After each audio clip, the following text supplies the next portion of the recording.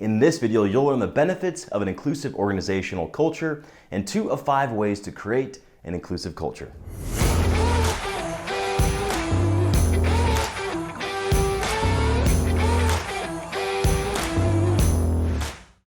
Organizations with inclusive cultures are 2 times as likely to meet or exceed financial targets, 3 times as likely to be high performing, 6 times more likely to be innovative and agile, and 8 times more likely to achieve better business outcomes. These benefits are the reason 71% of organizations aspire to have an inclusive culture in the future.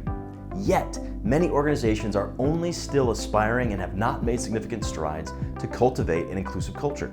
Organizational culture change is a steep challenge. Resistance is especially likely when the objective is to create more inclusion. However, the business benefits and the outcomes of an inclusive organization, fairness and respect, value and belonging, safe and open, empowerment and growth, should be compelling enough to push forward. Here are 5 ways to create an inclusive culture. Number 1, understand how diversity and inclusion definitions vary across generations. Generation Z and baby boomers tend to define diversity along the traditional lines of gender, race, and ethnicity, while millennials typically define diversity beyond demographics, viewing cognitive diversity in an individual's variety of experiences and perspectives at the core of diversity.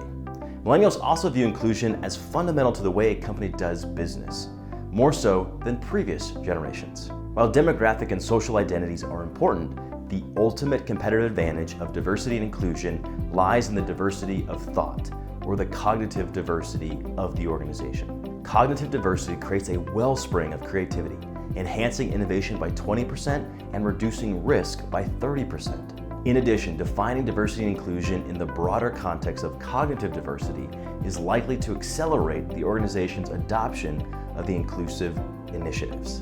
Number 2, recruit without bias. It's critical to measure diversity and inclusion in all talent practices, but conscious and unconscious biases seem most glaring throughout the recruiting process. BMO Financial Group, a top North American bank, recently recognized the many business impacts of unconscious bias and decided to map where there was high managerial discretion in the recruitment and promotion process. Through their efforts, BMO Financial Group discovered that managers who were making hiring decisions at the end of the day, when they were likely rushed or tired, were more likely to select a candidate that was similar to them or their existing team. Consider using analytics to identify patterns of biases and then leverage some of today's new technologies to de-bias the recruiting and hiring process.